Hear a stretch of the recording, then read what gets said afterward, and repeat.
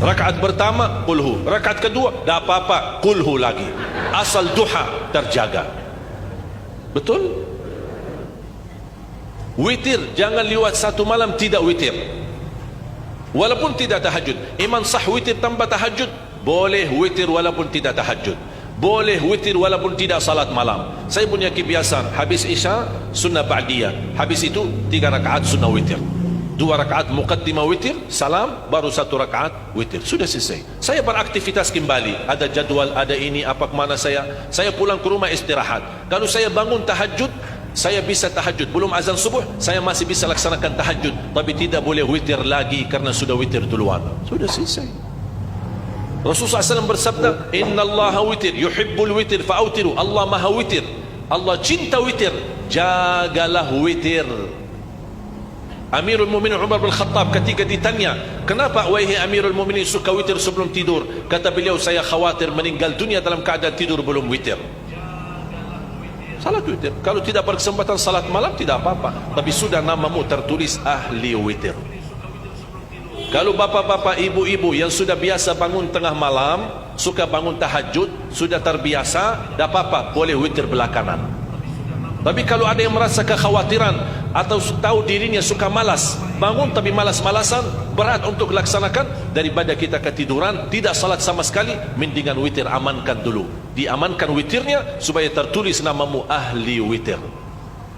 Kalau sempat tahajud syukur, tidak sempat alhamdulillah sudah tertulis nama kita ahli witir. Termasuk baca Quran, sedekah subuh, termasuk amalan yang sangat mudah tapi sangat terbaik dan agung manfaatnya, bahkan dahsyat balasan Allah. Kenapa sedekah subuh lebih istimewa daripada sedekah di waktu lain? Saya meyakini dan tidak diragukan, orang Indonesia paling suka bersedekah. Setiap majlis ta'lim, setiap ada acara kegiatan majlis ta'lim atau kota amal di waktu Jumat, dimanapun ada orang Indonesia pasti suka bersedekah, beramal saleh, mengisi kota amal. Tapi yang perlu diperhatikan pertama sedekah subuh. Kenapa sedekah subuh lebih istimewa? Karena ada malaikat yang Allah turunkan, tugasnya cuma satu, mendoakan orang yang bersedekah di subuh hari. Siapa yang tidak mau doa malaikat? Yang kedua, di subuh hari selalu kita bersedekah, termasuk di waktu subuh maupun di waktu lain. Sering saya memperhatikan jarang jamaah menggunakan doa sesudah sedekah. Padahal doa sesudah sedekah atau sedekah disertai doa dahsyat, bahkan doa terjamin makbul. Saya harap mulai hari ini sudah siapkan kota amal di rumah. Bapa punya satu, istri punya satu, anak-anak masing punya satu. Apa itu botol, apa itu kaling, apa itu kotak, terserah. Setiap waktu subuh sebelum beraktivitas isi sedekahnya. Kalau bisa isi disertai doa, pasti banyak hajat bapak ibu. Ya Allah, dengan berkat sedekah ini sembuhkan kedua orang tuaku kalau sakit. Ya Allah, dengan berkat sedekah ini sembuhkan penyakitku, sudah lama saya menderita sakit belum bisa sembuh. Ya Allah, dengan berkat sedekah ini karuniailah kepada aku dan keturunanku menjadi penghafal Al-Quran. Ya Allah, dengan berkat sedekah ini berikan kemudahan bisa ke tanah suci haji dan umrah dan ziarah Nabi Muhammad sallallahu alaihi wasallam. Ya Allah, dengan berkat sedekah ini anakku sedang ujian, termasuk anak-anak, ajarin anak isi sedekah, anak doa, ya Allah saya lagi ujian, mudahkan ujian saya. Ya Allah, dengan berkat sedekah ini titipkan pahala sedekahku untuk kedua orang tuaku. Itu juga boleh, tetapi tolong disesuaikan. Jangan sedekahnya koin-koin tapi doanya sampai terbit matahari. Malu sama Allah. Kelamaan kata malaikat doanya, padahal sedekahnya teng teng teng. Kalau saya usulkan 1 kali sedekah 1 kali hajat. Termasuk anak-anak muda yang sedang melamar kerjaan, isi sedekahnya, ya Allah mohon dengan berkat sedekah ini mudahkan lamaran kerjaan saya supaya diterima, menjadi kerjaan yang membawa rezeki yang halal.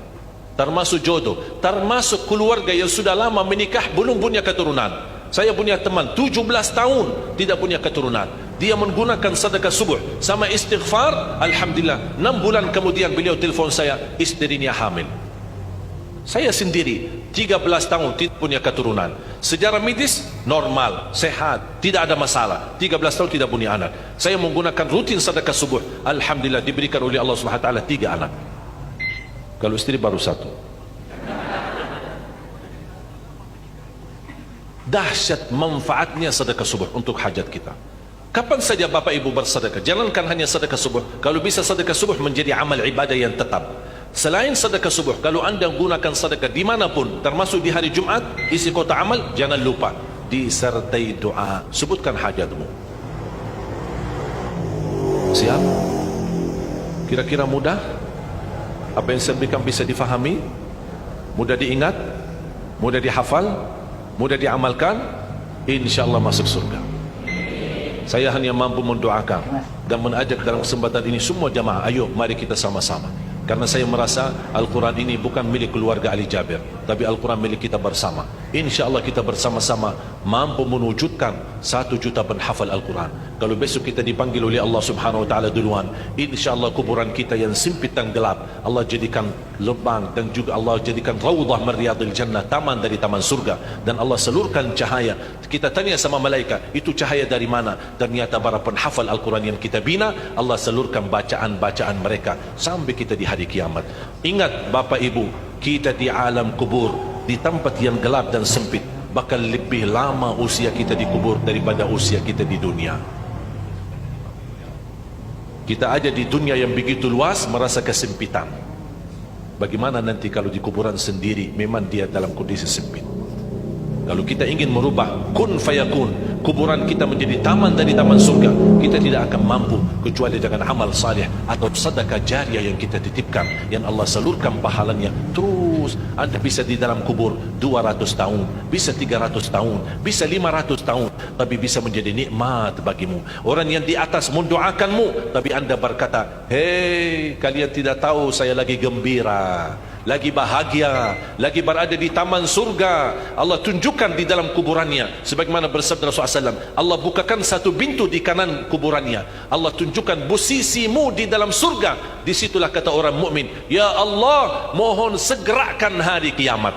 Tapi ada orang lain yang tidak pernah punya perjuangan, yang tidak pernah memperhatikan Al-Quran, bahkan jauh dari amalan ibadahnya. Allah bukakan nasibnya pintu dari neraka, dan dia berkata, ya Allah, jangan bangkitnya hari kiamat, cukup saya di sini.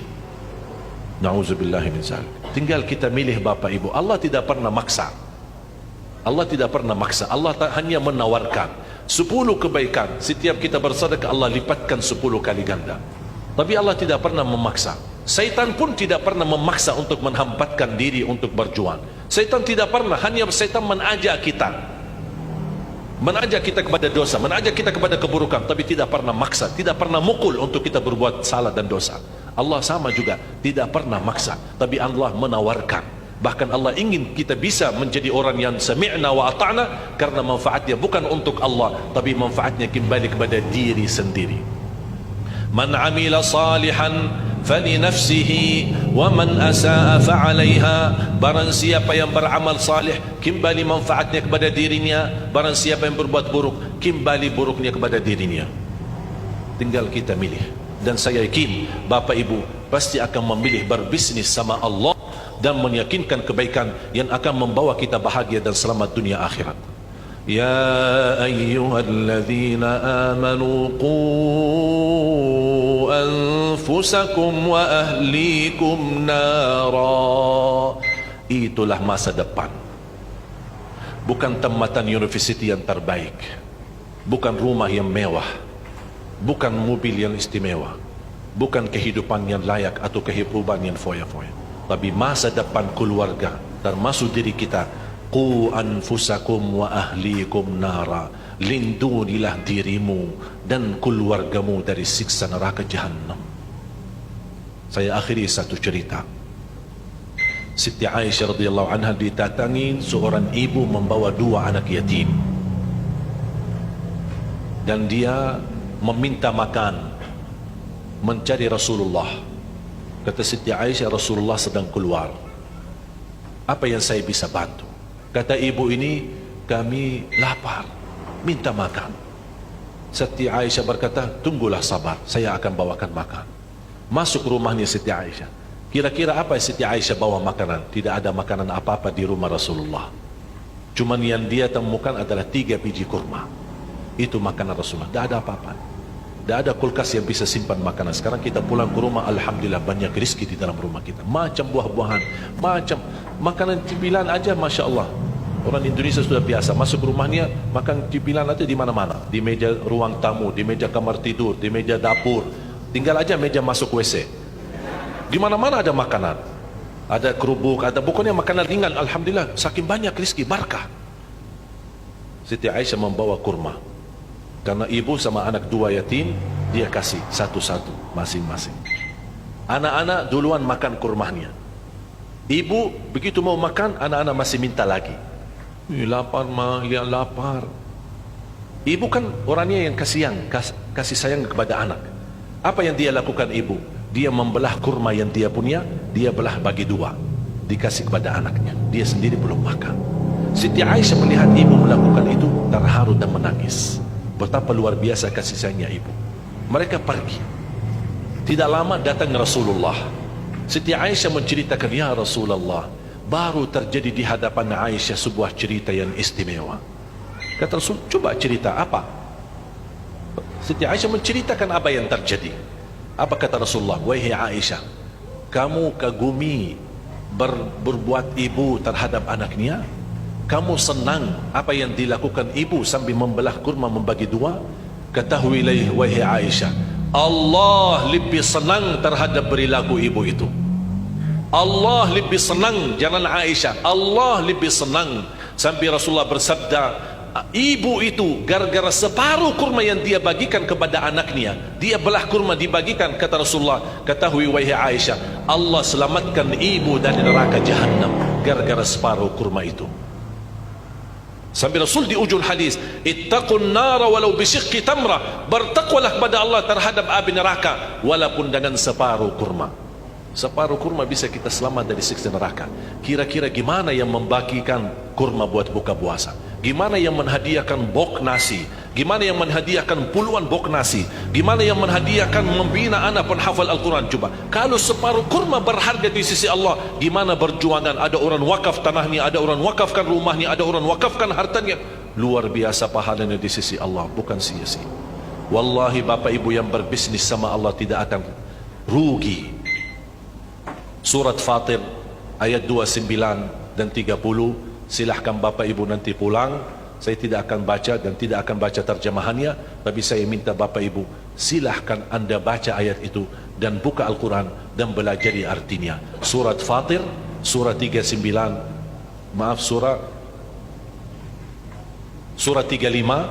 ayat 29 dan 30. Surah 35 ayat 29 dan 30. Coba baca artinya, insya-Allah sangat bermanfaat. Dan mudah-mudahan di situ ada 3 amalan yang sangat indah. Mudah-mudahan bisa kita amalkan dan bisa kita gunakan. Insya-Allah termasuk berbisnis sama Allah yang tidak akan ada ruginya, dan insya-Allah akan dibalas oleh Allah dengan kebaikan dan kebahagiaan keselamatan dunia akhirat. Ya Allah ya Arhamar Rahimin, jadikan kami semua ahlul Quran, keluarga Al-Quran, berakhlak-akhlakul Quran, para pencinta Al-Quran, para penghafal Al-Quran yang mampu mengamalkan Al-Quran sesuai kemampuannya. Berikan kepada kami anak dan cucu penghafal Al-Quran yang mampu membanggakan kami di hadapan-Mu hari kiamat ya Rabbal Alamin. Ya Allah, atas izin-Mu kami bersama-sama kumpul di masjid ini. Berilah kepada kami kemuliaan, sama-sama bertemu kembali di dalam surga-Mu ya Allah bersama Nabi Muhammad sallallahu alaihi wasallam. Ya Allah, berkahi rezeki kami, panjangkan umur kami, sihatkan badan kami, berikan kemudahan bisa ke tanah suci haji dan umrah dan ziarah Nabi Muhammad sallallahu alaihi wasallam. Ya Allah ya Arhamar Rahimin, aku mohon untuk semua jemaah yang hadir, selepas majlis ini masing-masing pulang sudah diampuni segala dosanya, disuntikan hatinya, dibersihkan jiwanya, diselamatkan setiap langkah-langkahnya, dikabulkan segala hajatnya, dimudahkan segala urusannya, dipanjangkan umurnya dalam taat kepada Allah, di akhir hayatnya dengan husnul khatimah. Ighfir lana wa liwalidina wa li jami'il muslimina wal muslimat wal mu'minina wal mu'minat al ahya'i minhum wal amwat. Rabbana atina fid dunya hasanah wa fil akhirati hasanah wa qina adzaban nar. Wa sallallahu ala sayyidina wa nabiyina Muhammad wa ala alihi wa sahbihi wa baraka wa sallam walhamdulillahi rabbil alamin. Masa gara-gara tidak hafal wasyamsi wa duhaha wa duha tidak salat duha? Walaupun tidak hafal, mohon maaf, hafal qulhu, baca qulhu. Rakaat pertama qulhu, rakaat kedua tak apa-apa, qulhu lagi. Asal duha terjaga. Betul? Witir, jangan lewat satu malam tidak witir. Walaupun tidak tahajud. Iman sah witir tanpa tahajud? Boleh witir walaupun tidak tahajud. Boleh witir walaupun tidak salat malam. Saya punya kebiasaan, habis Isya sunnah ba'diyah, habis itu 3 rakaat sunnah witir, 2 rakaat muqaddimah witir, salam, baru 1 rakaat witir, sudah selesai. Saya beraktivitas kembali, ada jadwal, ada ini, apa kemana saya pulang ke rumah istirahat. Kalau saya bangun tahajud, saya bisa tahajud, belum azan subuh saya masih bisa laksanakan tahajud, tapi tidak boleh witir lagi karena sudah witir duluan, sudah selesai. Rasulullah SAW bersabda, Inna Allah witir, yuhibbul witir, fa'autiru. Allah maha witir, Allah cinta witir, jagalah witir. Amirul Mu'minin Umar bin Khattab ketika ditanya, kenapa wahai Amirul Mu'minin suka witir sebelum tidur? Kata beliau, saya khawatir meninggal dunia dalam keadaan tidur belum witir. Salat witir, kalau tidak berkesempatan salat malam tidak apa-apa, tapi sudah namamu tertulis ahli witir. Kalau bapak-bapak, ibu-ibu yang sudah biasa bangun tengah malam, suka bangun tahajud, sudah terbiasa, tidak apa-apa, boleh witir belakangan. Tapi kalau ada yang merasa kekhawatiran atau tahu dirinya suka malas, bangun tapi malas-malasan, berat untuk laksanakan, daripada kita ketiduran, tidak salat sama sekali, mendingan witir, amankan dulu. Diamankan witirnya supaya tertulis namamu ahli witir. Kalau sempat tahajud syukur, tidak sempat, alhamdulillah sudah tertulis nama kita ahli witir. Termasuk baca Quran, sedekah subuh, termasuk amalan yang sangat mudah tapi sangat terbaik dan agung manfaatnya, bahkan dahsyat balasan Allah. Kenapa sedekah subuh lebih istimewa daripada sedekah di waktu lain? Saya meyakini dan tidak diragukan, orang Indonesia paling suka bersedekah. Setiap majlis ta'lim, setiap ada acara kegiatan majlis ta'lim atau kota amal di waktu Jumat, dimanapun ada orang Indonesia pasti suka bersedekah, beramal saleh, mengisi kota amal. Tapi yang perlu diperhatikan pertama sedekah subuh. Kenapa sedekah subuh lebih istimewa? Karena ada malaikat yang Allah turunkan, tugasnya cuma satu, mendoakan orang yang bersedekah di subuh hari. Siapa yang tidak mau doa malaikat? Yang kedua, di subuh hari selalu kita bersedekah, termasuk di waktu subuh maupun di waktu lain. Sering saya memperhatikan jarang jamaah menggunakan doa sesudah sedekah. Padahal doa sesudah sedekah atau sedekah disertai doa dahsyat, bahkan doa terjamin makbul. Saya harap mulai hari ini sudah siapkan kota amal di rumah. Bapa punya satu, istri punya satu, anak-anak masing punya satu. Apa itu botol, apa itu kaling, apa itu kotak, terserah. Setiap waktu subuh sebelum beraktivitas isi sedekahnya. Kalau bisa isi disertai doa, pasti banyak hajat bapak ibu. Ya Allah, dengan berkah sedekah ini sembuhkan kedua orang tuaku kalau sakit. Ya Allah, dengan berkah sedekah ini sembuhkan penyakitku, sudah lama saya menderita sakit belum bisa sembuh. Ya Allah, dengan berkah sedekah ini karuniailah kepada aku dan keturunanku menjadi penghafal Al-Quran. Ya Allah, dengan berkah sedekah ini berikan kemudahan bisa ke tanah suci haji dan umrah dan ziarah Nabi Muhammad sallallahu alaihi wasallam. Ya Allah, dengan berkah sedekah ini anakku sedang ujian, termasuk anak-anak ajarin, anak isi sedekah, anak doa, ya Allah saya lagi ujian, mudahkan ujian saya. Ya Allah, dengan berkah sedekah ini titipkan pahala sedekahku untuk kedua orang tuaku, itu juga boleh. Tetapi tolong disesuaikan, jangan sedekahnya koin-koin tapi doanya sampai terbit matahari. Malu sama Allah. Di kelamaan kata malaikat doanya, padahal sedekahnya deng deng deng. Kalau saya usulkan, 1 kali sedekah 1 kali hajat. Termasuk anak-anak muda yang sedang melamar kerjaan, isi sedekahnya, ya Allah mohon dengan berkah sedekah ini mudahkan lamaran kerjaan saya supaya diterima, menjadi kerjaan yang membawa rezeki yang halal. Termasuk jodoh, termasuk keluarga yang sudah lama menikah belum punya keturunan. Saya punya teman 17 tahun tidak punya keturunan, dia menggunakan sedekah subuh sama istighfar, alhamdulillah 6 bulan kemudian beliau telefon saya, istrinya hamil. Saya sendiri 13 tahun tidak punya keturunan, secara medis normal, sehat, tidak ada masalah, 13 tahun tidak punya anak. Saya menggunakan rutin sedekah subuh, alhamdulillah diberikan oleh Allah Subhanahu wa taala 3 anak. Kalau istri baru 1. Dahsyat manfaatnya sedekah subuh untuk hajat kita. Kapan saja bapak ibu bersedekah, jangankan hanya sedekah subuh, kalau bisa sedekah subuh menjadi amal ibadah yang tetap. Selain sedekah subuh, kalau anda gunakan sedekah dimanapun, termasuk di hari Jumat, isi kotak amal, jangan lupa disertai doa. Sebutkan hajatmu. Siap? Kira-kira mudah? Apa yang saya berikan bisa difahami? Mudah diingat? Mudah dihafal? Mudah diamalkan? InsyaAllah masuk surga. Saya hanya mampu mendoakan dan mengajak dalam kesempatan ini semua jamaah, ayo mari kita sama-sama. Karena saya merasa Al-Quran ini bukan milik keluarga Ali Jabir, tapi Al-Quran milik kita bersama. InsyaAllah kita bersama-sama mampu mewujudkan 1 juta penghafal Al-Quran. Kalau besok kita dipanggil oleh Allah Subhanahu Wa Taala duluan, InsyaAllah kuburan kita yang sempit dan gelap Allah jadikan lubang, dan juga Allah jadikan rawdah min riyadil jannah, taman dari taman surga, dan Allah salurkan cahaya. Kita tanya sama malaikat, itu cahaya dari mana? Ternyata para penghafal Al-Quran yang kita bina, Allah salurkan bacaan-bacaan mereka sampai kita di hari kiamat. Ingat Bapak Ibu, kita di alam kubur, di tempat yang gelap dan sempit, bakal lebih lama usia kita di kubur daripada usia kita di dunia. Kita aja di dunia yang begitu luas merasa kesempitan. Bagaimana nanti kalau di kuburan sendiri memang dia dalam kondisi sempit. Kalau kita ingin merubah kun fayakun, kuburan kita menjadi taman dari taman surga, kita tidak akan mampu kecuali dengan amal salih atau sedekah jariah yang kita titipkan, yang Allah salurkan pahalanya terus. Anda bisa di dalam kubur 200 tahun, bisa 300 tahun, bisa 500 tahun, tapi bisa menjadi nikmat bagimu. Orang yang di atas mendoakanmu, tapi Anda berkata, hei, kalian tidak tahu saya lagi gembira, lagi bahagia, lagi berada di taman surga. Allah tunjukkan di dalam kuburannya, sebagaimana bersabda Rasulullah SAW, Allah bukakan satu pintu di kanan kuburannya, Allah tunjukkan posisimu di dalam surga. Disitulah kata orang mukmin, ya Allah, mohon segerakan hari kiamat. Tapi ada orang lain yang tidak pernah punya perjuangan, yang tidak pernah memperhatikan Al-Quran, bahkan jauh dari amalan ibadahnya. Allah bukakan nasibnya pintu dari neraka, dan dia berkata, ya Allah, jangan bangkitnya hari kiamat, cukup saya di sini. Na'udzubillah min zalik. Tinggal kita milih Bapak Ibu. Allah tidak pernah maksa.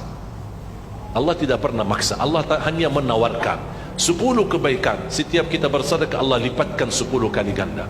Tapi Allah tidak pernah memaksa. Syaitan pun tidak pernah memaksa untuk menghambatkan diri untuk berjuang. Syaitan tidak pernah, hanya syaitan mengajak kita kepada dosa, mengajak kita kepada keburukan, tapi tidak pernah maksa, tidak pernah mukul untuk kita berbuat salah dan dosa. Allah sama juga, tidak pernah maksa, tapi Allah menawarkan. Bahkan Allah ingin kita bisa menjadi orang yang sami'na wa ata'na, karena manfaatnya bukan untuk Allah, tapi manfaatnya kembali kepada diri sendiri. Man amila salihan falinafsihi wa man asaa fa'alaiha. Barang siapa yang beramal salih, kembali manfaatnya kepada dirinya. Barang siapa yang berbuat buruk, kembali buruknya kepada dirinya. Tinggal kita milih. Dan saya yakin Bapak Ibu pasti akan memilih berbisnis sama Allah dan meyakinkan kebaikan yang akan membawa kita bahagia dan selamat dunia akhirat. Ya ayyuhalladzina amanu qu anfusakum wa ahlikum nara. Itulah masa depan. Bukan tempatan universiti yang terbaik, bukan rumah yang mewah, bukan mobil yang istimewa, bukan kehidupan yang layak atau kehidupan yang foya-foya, tapi masa depan keluarga, termasuk diri kita. Qu anfusakum wa ahlikum nara. Lindungilah dirimu dan keluargamu dari siksa neraka Jahannam. Saya akhiri satu cerita. Siti Aisyah radhiyallahu anha didatangi seorang ibu membawa 2 anak yatim, dan dia meminta makan, mencari Rasulullah. Kata Siti Aisyah, Rasulullah sedang keluar, apa yang saya bisa bantu? Kata ibu ini, kami lapar, minta makan. Siti Aisyah berkata, tunggulah sabar, saya akan bawakan makan. Masuk rumahnya Siti Aisyah. Kira-kira apa Siti Aisyah bawa makanan? Tidak ada makanan apa-apa di rumah Rasulullah. Cuman yang dia temukan adalah 3 biji kurma. Itu makanan Rasulullah, tidak ada apa-apa. Tidak ada kulkas yang bisa simpan makanan. Sekarang kita pulang ke rumah, alhamdulillah banyak rezeki di dalam rumah kita. Macam buah-buahan, macam makanan cipilan aja, Masya Allah. Orang Indonesia sudah biasa, masuk rumahnya makan cipilan aja di mana-mana. di meja ruang tamu, di meja kamar tidur, di meja dapur. Tinggal aja meja masuk WC. Di mana-mana ada makanan. Ada kerupuk, ada pokoknya makanan ringan. Alhamdulillah, saking banyak rezeki, barakah.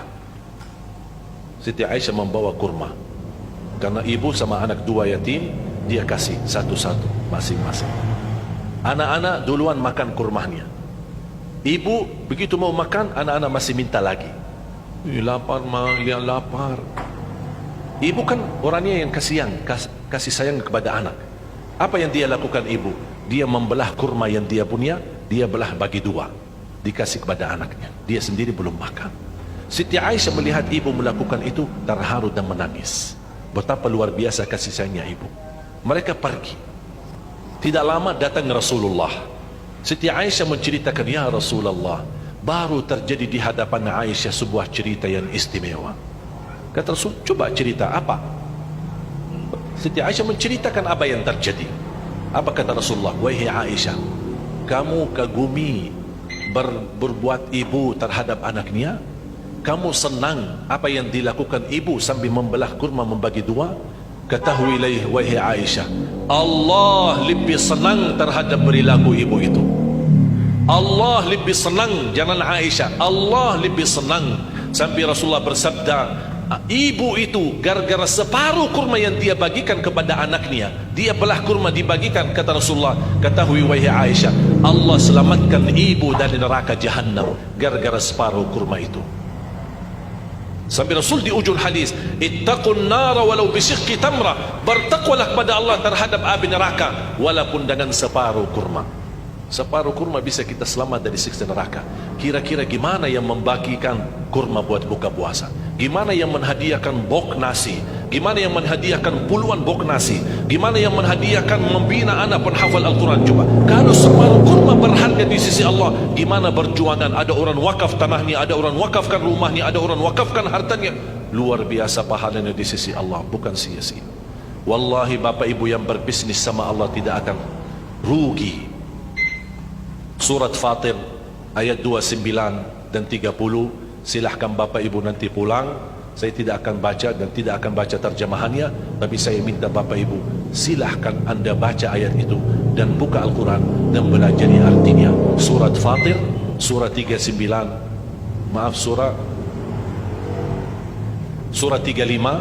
ayat 29 dan 30. Surat 35 ayat 29 dan 30. Coba baca artinya, insya-Allah sangat bermanfaat. Dan mudah-mudahan di situ ada 3 amalan yang sangat indah. Mudah-mudahan bisa kita amalkan dan bisa kita gunakan. Insya-Allah termasuk berbisnis sama Allah yang tidak akan ada ruginya, dan insya-Allah akan dibalas oleh Allah dengan kebaikan dan kebahagiaan keselamatan dunia akhirat.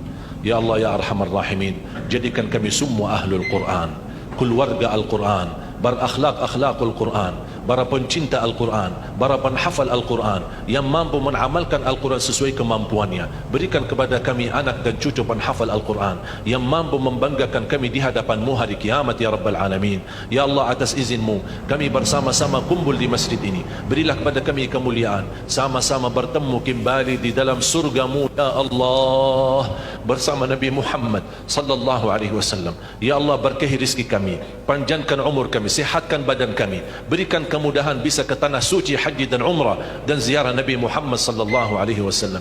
Ya Allah ya Arhamar Rahimin, aku mohon untuk semua jamaah yang hadir selepas majlis ini, masing-masing pulang sudah diampuni segala dosanya, disucikan hatinya, dibersihkan jiwanya,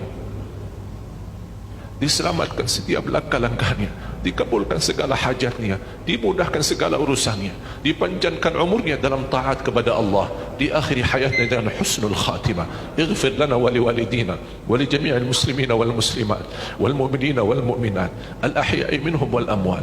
Rabbana atina fid dunya hasanah wa fil akhirati hasanah wa qina adzaban nar.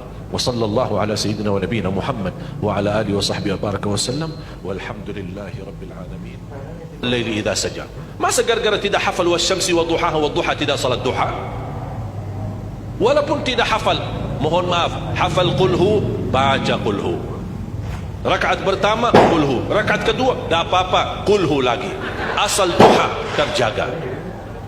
Betul? Witir jangan lewat satu malam tidak witir.